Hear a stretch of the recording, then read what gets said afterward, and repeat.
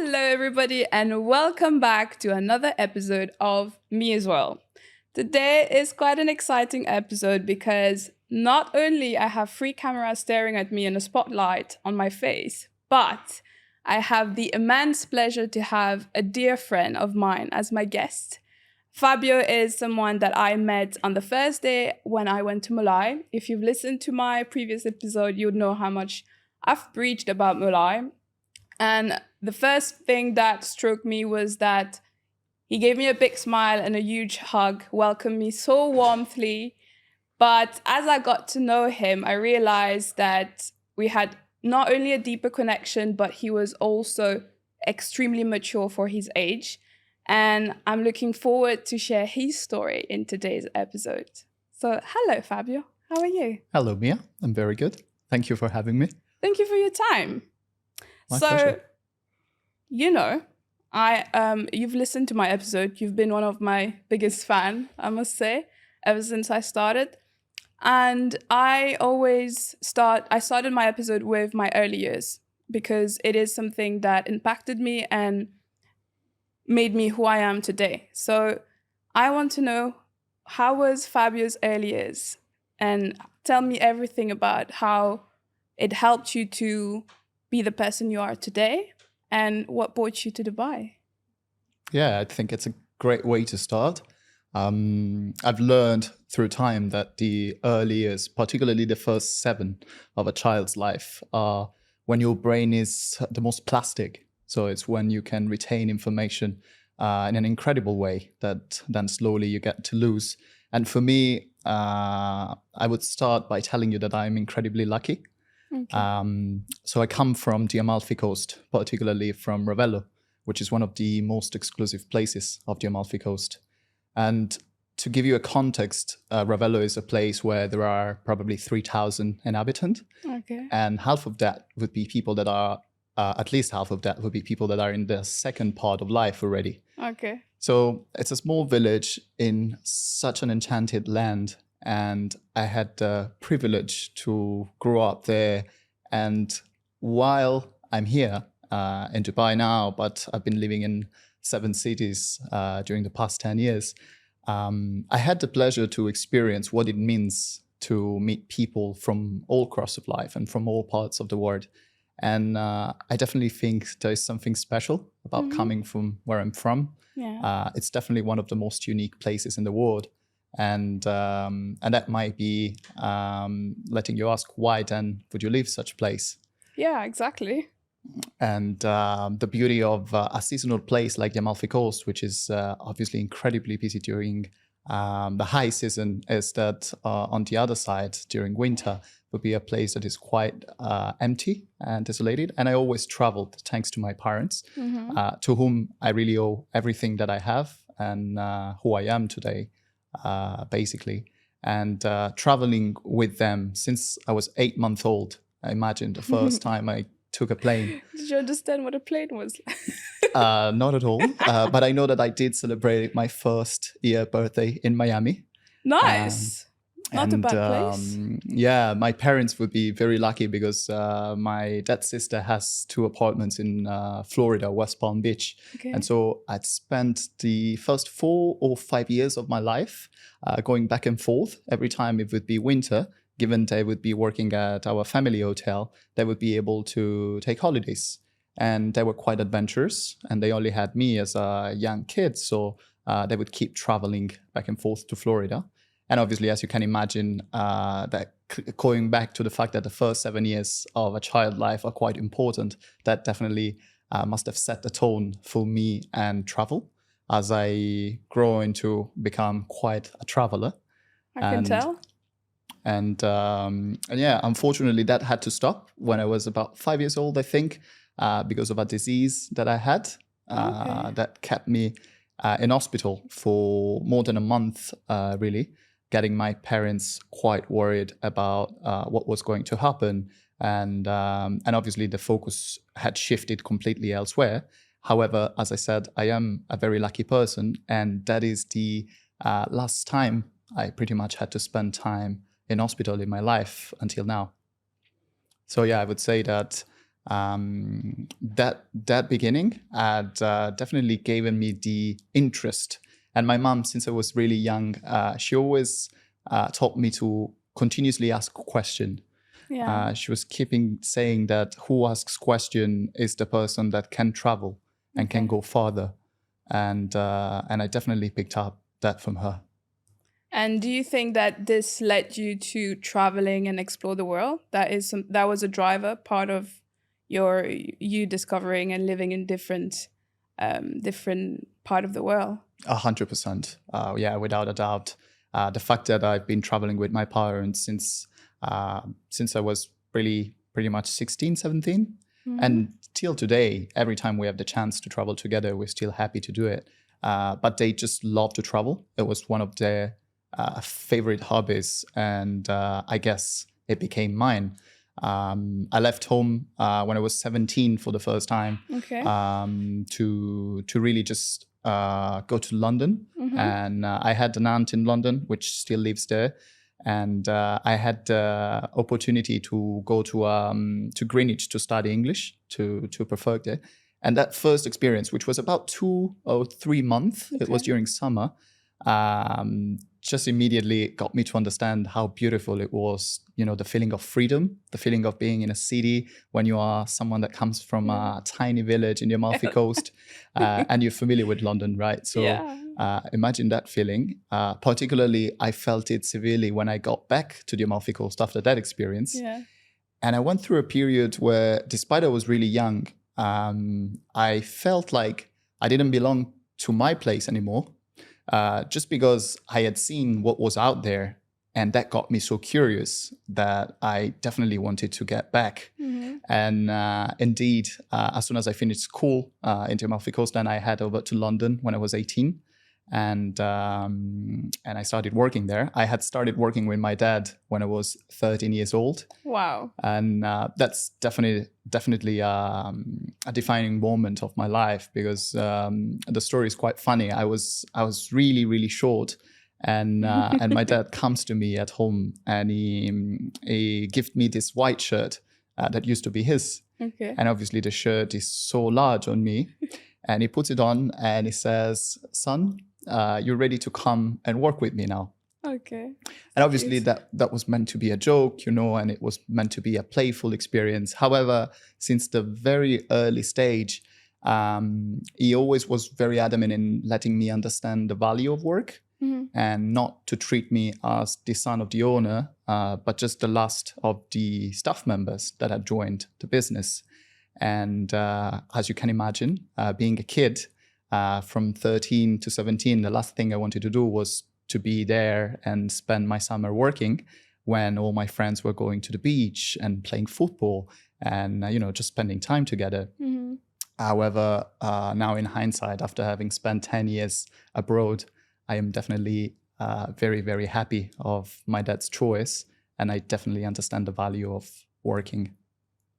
And I must say, when I introduced you, I said we connected. And it's funny because the same way you talk about London, my experience in London was exactly the same.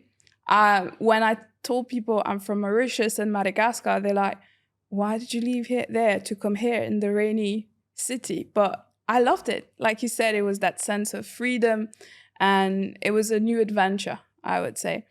But what also I want to point out is that it's been 10 years now. You're celebrating your 10 years of living abroad, correct? Correct. So I would like to know or share with us, how do you think this has impacted, first of all, your friendship and relationship? Yeah, that's a very good question. As I said, over the past 10 years, I've been changing cities quite often. After London, after 1 year living in London, I moved to Spain and I did university in Madrid.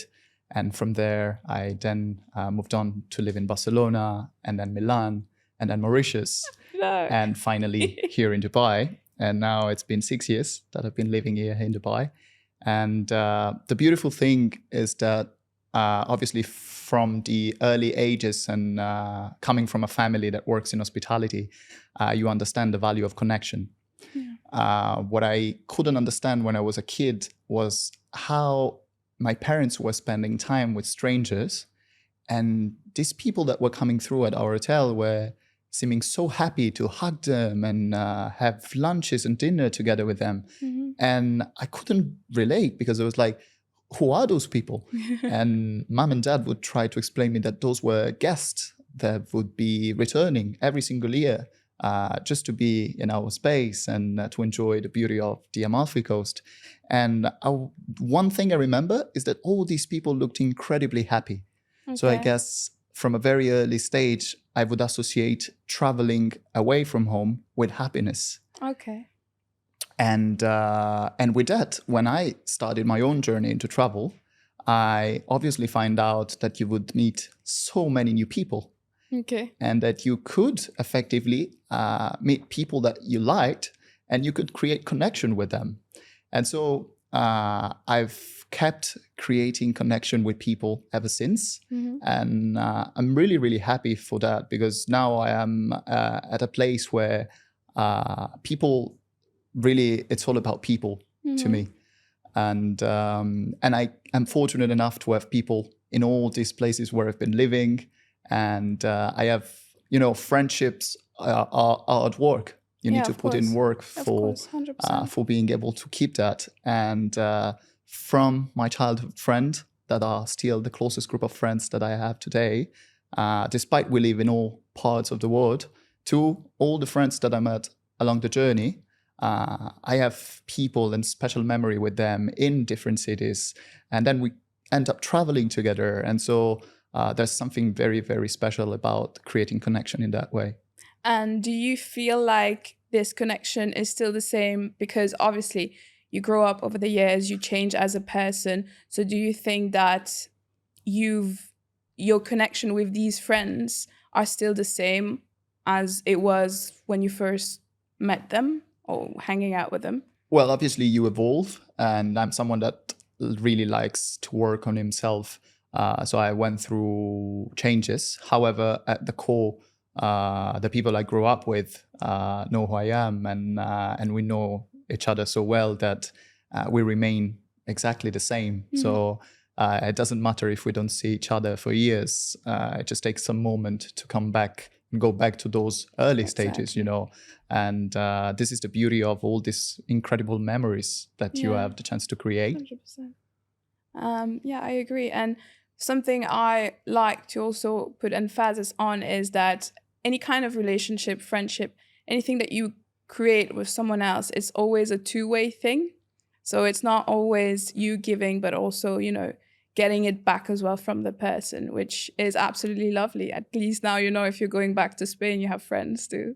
100%. Yeah, I think it's a privilege. And I think it's one of the things that I love the most about being a traveler. Yeah. The fact that even when you are stepping into a place that is not your home or your country, you're going to have people that are going to be enabling you to live that experience, to feel at home.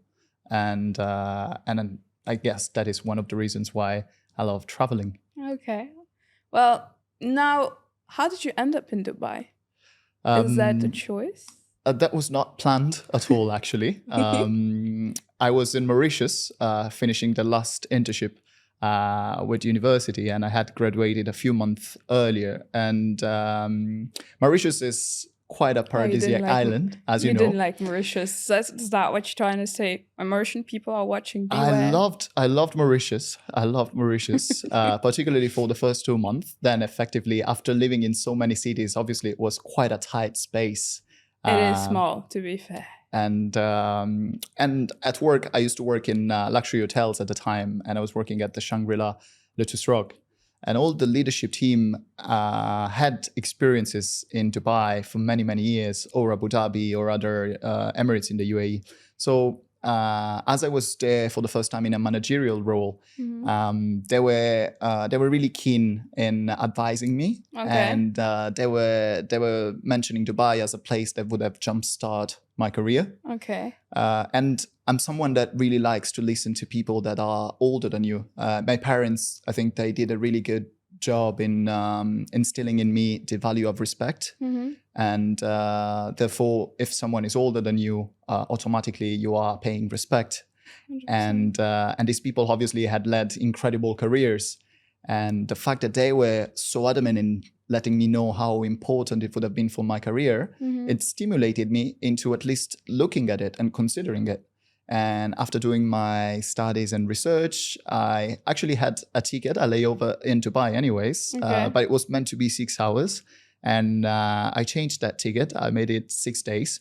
Back at that time, the weekend here in UAE used still to be on Friday and Saturday. Yeah. And I wasn't aware of that, as I wasn't aware of so many particularity of this beautiful place.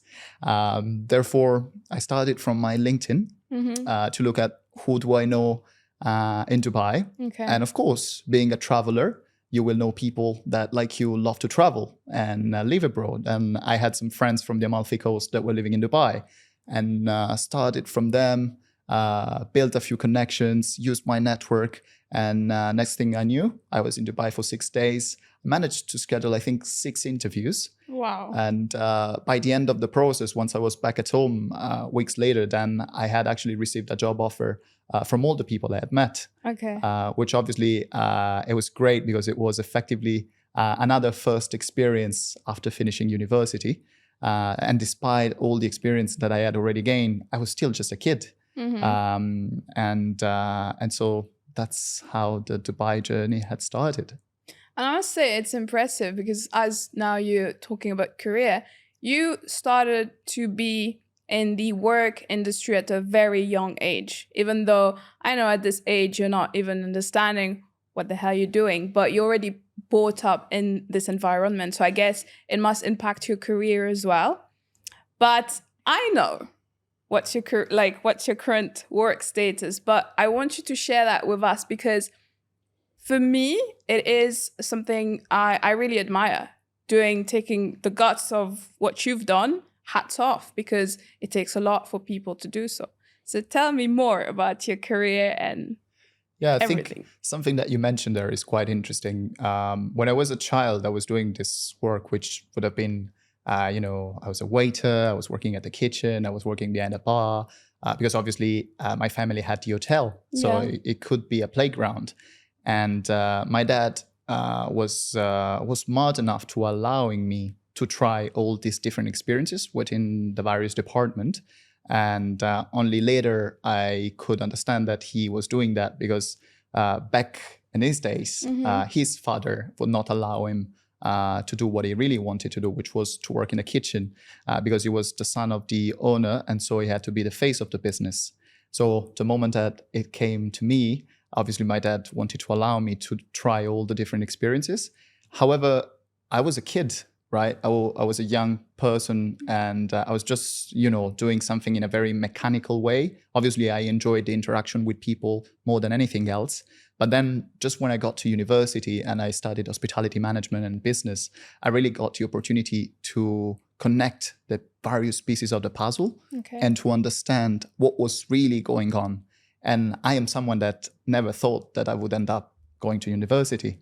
It was never in my mind, and it was just another beautiful gift from my parents. And thankfully that happened, because then obviously that was a fundamental building block into building this beautiful career that went on for the past 10 years. When I arrived here in Dubai, out of all those projects, I picked the opening of a new 5-star luxury hotel in the IFC, which is the Waldorf Astoria.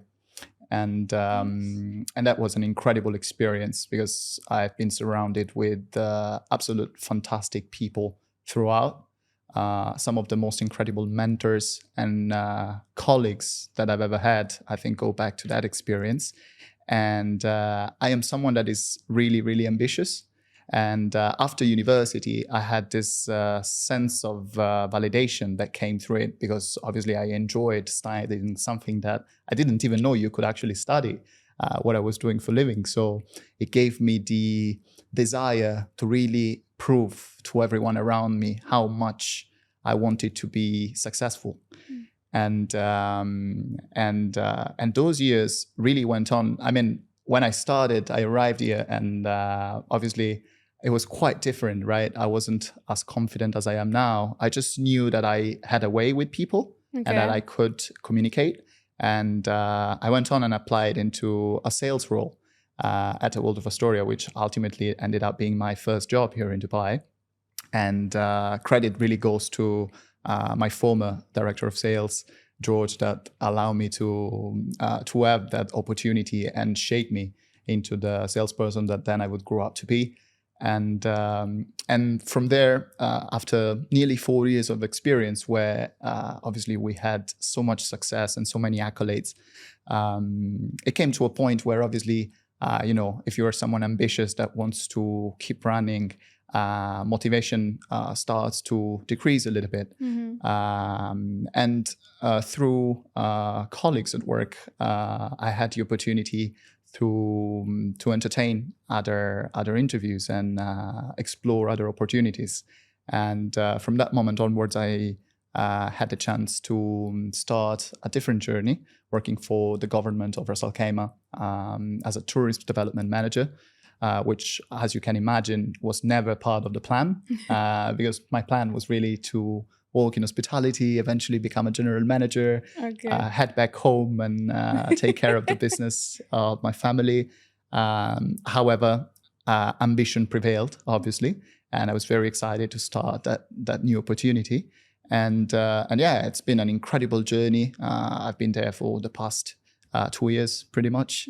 And coming to your question and to your point, I recently had to take a very important decision, which was to leave my job. I think it's the most important decision I ever had to take so far in my life, and it came from different points. Obviously, there were different reasons, but most importantly, unfortunately, last year I had to go through the experience of having my mum going through cancer, and that really changed a lot of things from how I used to look at life. So work, that had always been the main priority, sort of took a step back, because if you are focusing so much on work, and that comes at a cost of not spending time with the people you love, and my mom is probably the person I love the most in the world, then obviously you understand that you need to be really smart. And I wasn't. The moment I was told about it by her, despite all the work I do on myself, I reacted in the worst way. I could not accept it. I did not want to accept it, and I really struggled for the first part. But then that also became a beautiful journey, because obviously no one teaches you how to have this difficult conversation and how to dig into it. And eventually, together with Mum, we figured it out in the best possible way as we could. And it wasn't easy by any mean.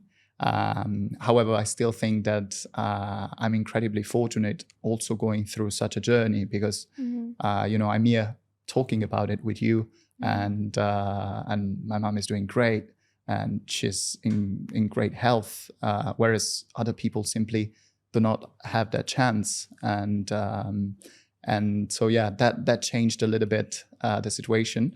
And ultimately, I came to a point where, as my dad always travels to Africa for volunteering every year.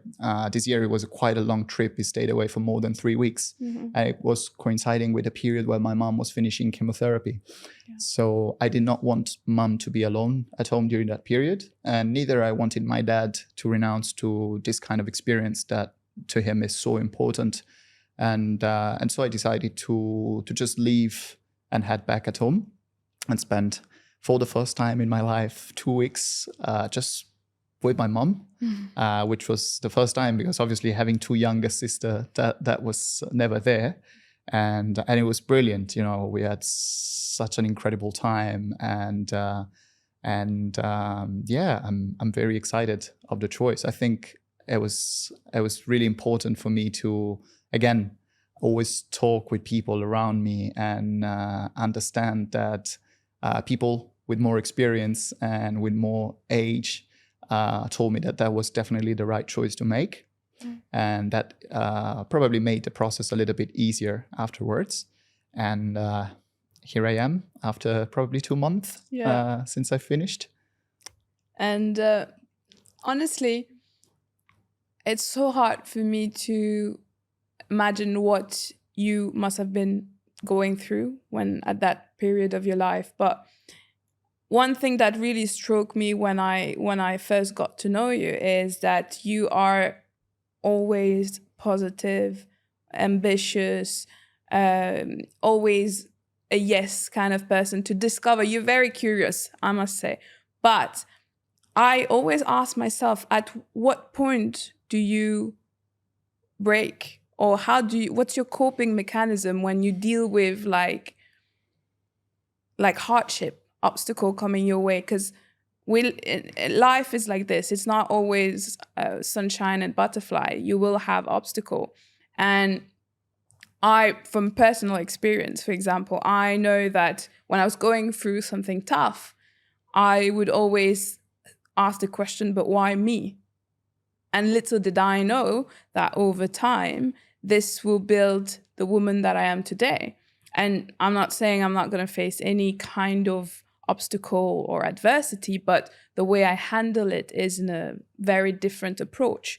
But what is your coping mechanism? How did you get where you are today whilst you were going through all of this traveling and then all your personal things that was going at the same time?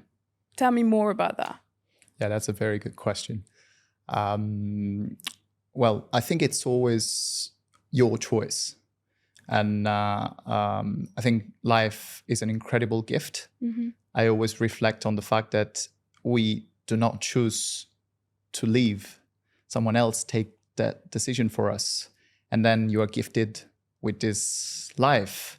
And as you know, I've been privileged to live such an incredible life up until now.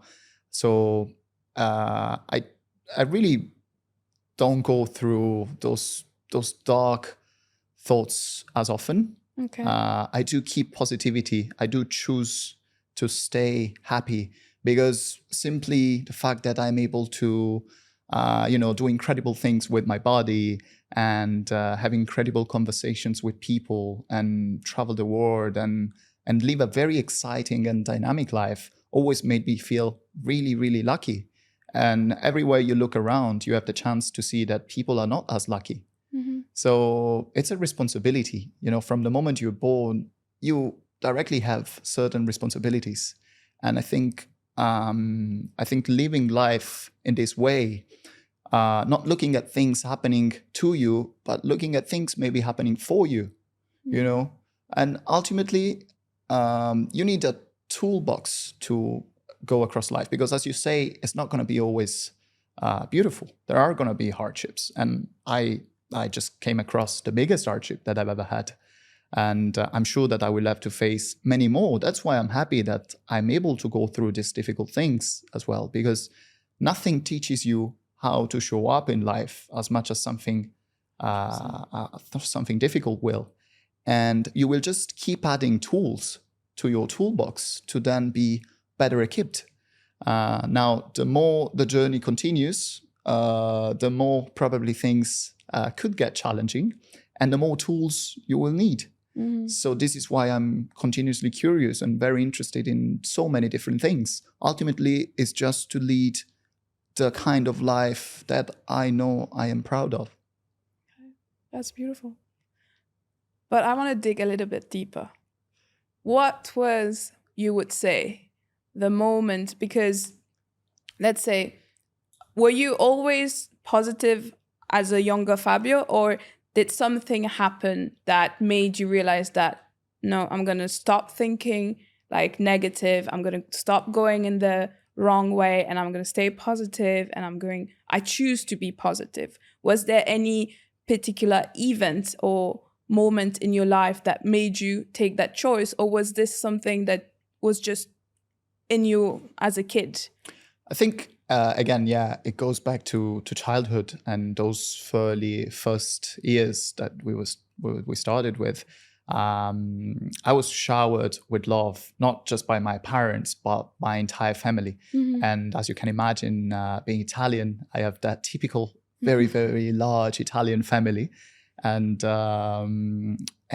my mom has 6 sisters and a brother. So I'm the oldest of 17 cousins just from my mom's side.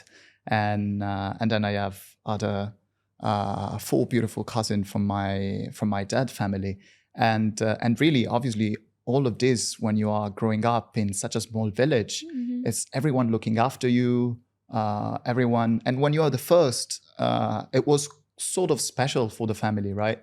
The mother of my grandma died a few days after that I was born. And she always said to my mom and to everyone in the family that she was just waiting to hold me in her arms, so that then she could pass away, peacefully. So I think knowing all these stories and looking at the family all the time, going back to that, always gave me this curiosity, this joy, this positivity. And then obviously add to that all the travels that happened, and there's, I think, nothing that expands your mind as much as traveling does. So the more I traveled, the more I find out that there are more incredible experiences to go to and more incredible people to meet, for more beautiful conversations to have. So I always am generally very excited about what's going on. Okay, that's beautiful. I really like that mindset, and I hope that our listeners and audience will be able to take a bit of your positivity. But I must say, hats off for you resigning, because for me, this is something that I always fear, the fear of not doing anything, because eventually you're not working, you're back into the world of looking for a job and something that is suitable for you. And eventually, now that you have your foundation, you're not just going to take the first job that comes to you and be like, oh yeah, that's fine. No, you want something that would suit you because you know you've built up that experience and that foundation. So how do you deal with the unknown? That's a beautiful question. I was talking about this theme with my brother Sam that recently, because effectively the first place where I went to announce the fact that I had left here in Dubai was at Ian's place at the Mulai community, and I was surrounded by those incredible people that I love and that I owe so much to. And the first thing that Sam told me is, brother, just know that stepping into the unknown does not mean stepping into nothing. You're stepping with all your conscious self into something that you might not see yet, but it doesn't mean that that's nothing just because you can't see it. And so I guess a lot of it has to do with acceptance and detachment. You just need to let go and know that you're following a process where you can just show up and do your best at the end of the day. And as so many people told me, when you are without a job, it's a full-time job to look for another. So you definitely are busy. And, it's quite a particular feeling for me, because this is effectively the first time in a very long time that I haven't been working. So I've always been used to wake up in the morning and either head to school, to university, or to work, and not doing that and having this time free. It's really interesting, because then you are free to design your life. And so many people are always begging for that, right? And so, again, to honor myself, I felt like, and this all happened while I was during the process. I didn't have any of this figured out, but I felt, well, let's take this opportunity and let's treat it as a mini retirement, as I am privileged enough to be able to afford it and travel around the world and create more incredible memories that I'm never going to forget, really. True. So I've invested this time traveling. I've spent those 2 weeks with my mother. As I told you, I traveled with my cousin. I went to do the things that I love the most, which is being in a mountain. And from there, I was recently in the Netherlands. I could visit my sister. So those are moments that I will never have back, and to be able to live them now at my age, instead of having to wait like the narrative wants you to follow, right? Yeah. Wait to retire, And to then you then can- go on these journeys. I don't want to wait. I want to do it now while I'm the healthiest and I am, strong and able to live these incredible adventures. And I want to be able to keep doing it from now onwards. So it is definitely a process and it's not easy, but I am really, really confident that it's the good choice and that I'm going to come out of this with something even greater. It's nice. FYI, he's traveling again. He's going next Tuesday in New York, and then he's going to Sri Lanka. So yeah, he's a traveler, guys. He is indeed. Indeed. So I think as well, now that's me from what I see from the outside. A lot of the way you process things is connected to your spirituality. And that is something I want you to explain to me a bit more of. How were you able to do? Because over time, people think body, or like, we're mainly nowadays, like even on social media, which FYI, he doesn't have social media. So don't try to follow him.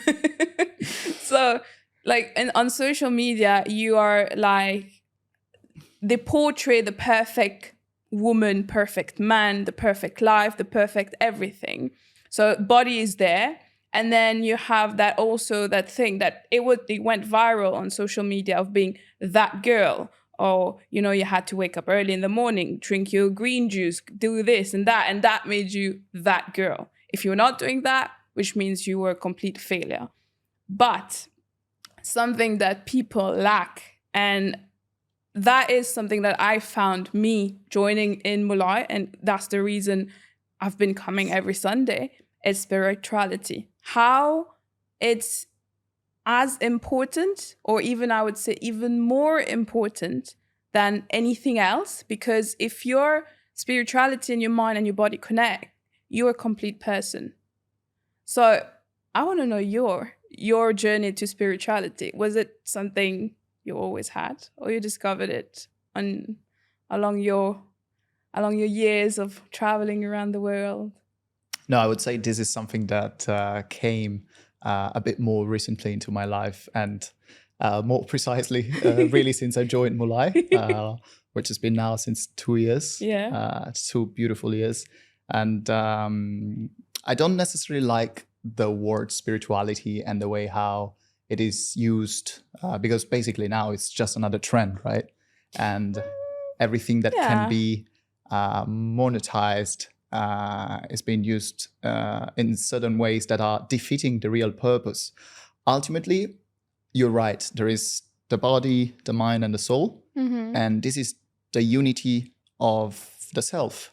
And I always took care of my body and my mind since a very young age. I could understand the how-to. However, with the soul, it's obviously a little bit more complex. And I come from a Christian family, and obviously I grew up and I spent all my time in Italy being a Christian. And also there, I would have a lot of questions to ask. However, since I started traveling, then I let go of that and really let go of anything that had to do with the soul in a way. So then joining Mulai, which again did not start from a place of spirituality, if you wish, it's simply started from a place of performance to look after body and mind for the little I knew back then, because I was doing cryotherapy at the time. And then at the birthday party of my best friend here, I see people and hear people talking about this community and ice bath. And so simply because I was going through all the benefits of cryotherapy, as you know, I'm obsessed with health. And and the fact that we have just one body as well as just one life always intrigued me into understanding how can I do the best with it. And obviously that's what led me into joining Mulai and exploring the eyes for the first time. And as you say, then I realized that it was much more than a place where just jumping in an ice bath or simply doing breath work, which is one of the things that impacted my life the most, I would say, in the last 2 years, which is something free, accessible to everyone, and that has the ability to really shift our state. And I've been lucky enough to experience a lot of that at the community. And so, yeah, that's pretty much my take on spirituality. That's beautiful. That's really, really nice. How do you see yourself from the 2 years, like from you before Mulai and now after? Like, not after, you're still part of Mulai. You're one of the Mulai. How do you say that in English? Damn, I got the facilitator. No, not that, but like, like a statue. Yeah, you're like the pillars. There you go. You're one of the pillars of Mulai at this point. So how do you see the difference? Do you see the difference from when you first joined and now? Oh, 100%, big time. It's funny that you asked that, because actually I was having this conversation with Ian and Sam earlier last week after our Sunday session. It changed, I wouldn't say everything, because I was already someone that was working so hard on himself, but it changed a lot for me. It definitely allowed me to become a more patient person. Okay. It allowed me to understand how through breath, effectively you can change your state. And so if before I would get angry or nervous at certain things and I would be triggered by it, now I'm able to control it much better, which seems like something small, but effectively it's something incredibly big. And when I joined Mulai, I think we were 200 or 300 people. And now we're about to become 1,000 people. Yeah. So definitely the community grew and keeps growing in an immense way. And, lately being with Ian, that really is a brother to me and a mentor. And to be able to hold space with him and to see these beautiful, brave people that come through and are able to share what's going on in their life in such a vulnerable way. And vulnerability is the door to connection. So it is incredible to witness this every time I'm here, every Sunday, and see the journey that people go through. And the same way I see it for the others, I guess people saw it for me, because I am definitely a different person compared to 2 years ago. Beautiful. All right. I have some rapid fire question for you. Are you ready? Go for it. I mean, my questions are long, but you have to answer them pretty quickly. Let's put it like that. Let's do it. Are you ready? If you had a message for your younger self, or what would it be? And if you would you change anything from that process as well? The message would be to be more playful. Okay. And not to be so serious. I think that ambition made me miss a little bit of the fun that I was meant to have on my really early years, and I'm not saying that because I didn't have fun, but I always had this very deep sense of responsibility. And obviously when you leave home so young and you're just responsible for yourself, you lose a little bit of that, of what it could have been. And yeah, that would totally be the message that I would leave to my younger self. Would you change anything in your journey? Would I change anything? I think I wouldn't. No, I'm incredibly happy where I'm at right now. And probably I would be a little bit more mindful, but it's easy to say now, after having the experience. My thought went to my sisters that I love incredibly. And I had to go through a little bit of a journey because they are 7 and 9 years younger than me, and there was that gap that as I traveled so young and left home, got us to lose each other a little bit. But then now we are definitely fully connected. And as I said earlier, I just came back from the Netherlands where I visited my sister Laura, and it was brilliant to visit her and to see that she's doing amazing. And she inspires me in so many ways. In fact, you were mentioning that I'm heading off to Sri Lanka next. And that has always been a dream of mine, to just get a backpack and leave to an island where to spend a month without really knowing what is going to go on. Okay. And she did it sooner than me. Last year, she embarked on this incredible trip across Indonesia, Vietnam, and Thailand. And she obviously came back from the trip as another person. And that really inspired me into doing the same. Okay. So now, as I have a lot of time on my hand, I am embarking on that trip myself. Amazing. I like that. What would be one great achievement for you? Like, what would be your greatest achievement? But just one. You have to state only one. Just one. My greatest achievement, just one.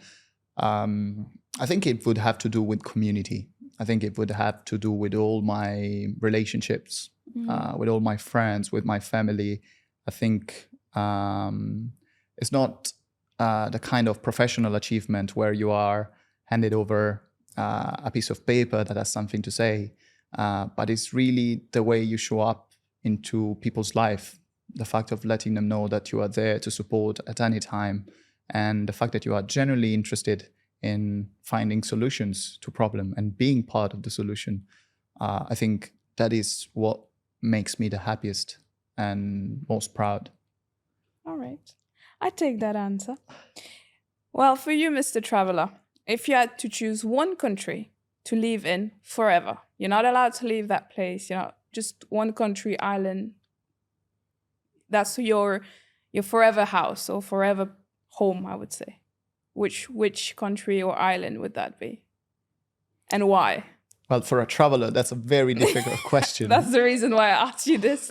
Because obviously the idea is to keep moving around. But if I would have to pick one place and one place only, then I would go back home, and that would be the place. Because being myself where I'm at now, and as you mentioned, that would have to be forever. Looking at what forever could be, I think the Amalfi Coast could be a good place, just because there's so much nature, and nature is something that is fundamental for me to be happy. And it shifts from mountains to sea, and those are the two happiest places where I would be. Obviously, there's family, there are friends, there is heritage there. So yeah, I would say it would be home. Back to the roots. I like that. So, what is your top 3 non-negotiable? Very good question. Inspired from one of my favorite podcasts. So I would say kindness is totally the first non-negotiable. I would say discipline. And I would give the last one to curiosity. Nice. I like them all. Very much you, from me who know you a little bit more. Very much you. Okay. Where do you see yourself in 5-10 years down the line as a person?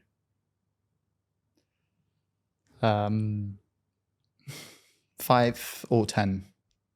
Let's put it 10. Let's put it 10. So 10 years from now, I will be 38 years old.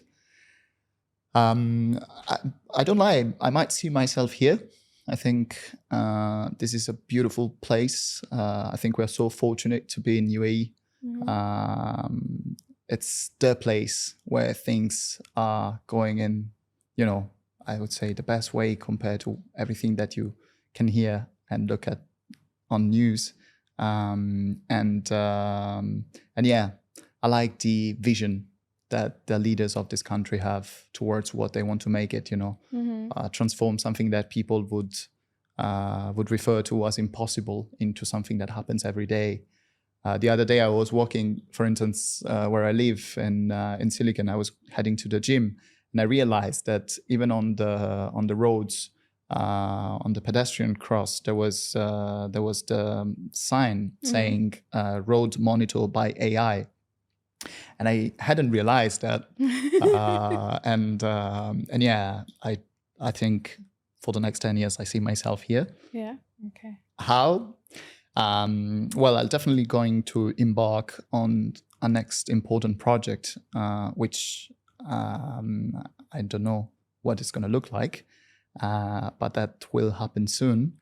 And the next decade is going to be a very important time of my life. It's going to be that transition, between still passing from your 20s to your 30s. And I think your 20s and your 30s are the two most beautiful decades to live. 100%. So I'm not in a rush to leave those 10 years. And I'm very excited about how it's going to be. All right. I like that. I take that answer. I think it's the last question that I have for you. If you had to choose a quote that would relate to you, a quote from an author, from anywhere, and something that inspired you, which one would it be? Oh, there are, as you know, I'm One. I'm very much into books, and I know. I love quotes. Let me narrow it down for you.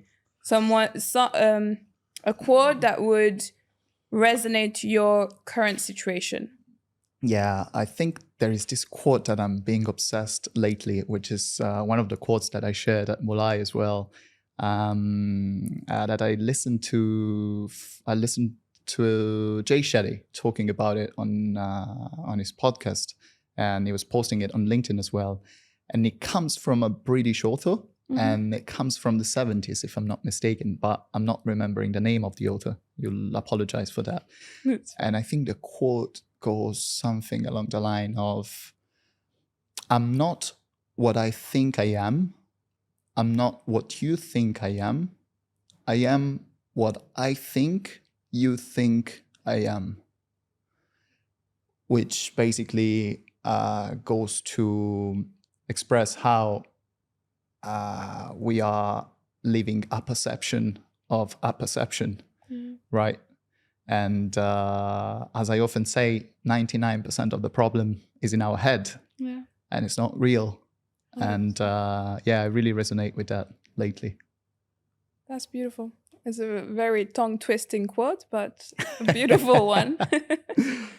Well, if you had any message to our listeners, audience, that you want to say, go ahead before we end the episode. Yeah. Any specific message you'd like to say to the world? I think the message would be to keep doing the work, keep showing up and doing the work. And I do not mean to work, but I mean the work on yourself, because we have this $1 billion asset that is our body that can enable us to live incredible experiences and that can go through hell, literally, and come back with just a little bit of love. And nothing is impossible, really. It's just about how much are you willing to focus and sacrifice other things, because everything ultimately comes at a cost. Yeah. So I think honor your body and your mind and soul. That would be the message. Thank you, Fabio, for your time. Thank you for sharing such a beautiful, unfiltered story. I mean, it's your story, and I'm amazed by it, to be honest. You know that. And thank you for your time. Thank you for everything. And guys, now we'll be live on YouTube. So don't forget to not only like, subscribe, and follow the channel, but also go on YouTube and do the same thing. Thank you for tuning in, as always. I'm going to love you and leave you, and I'll see you in the next one. Bye.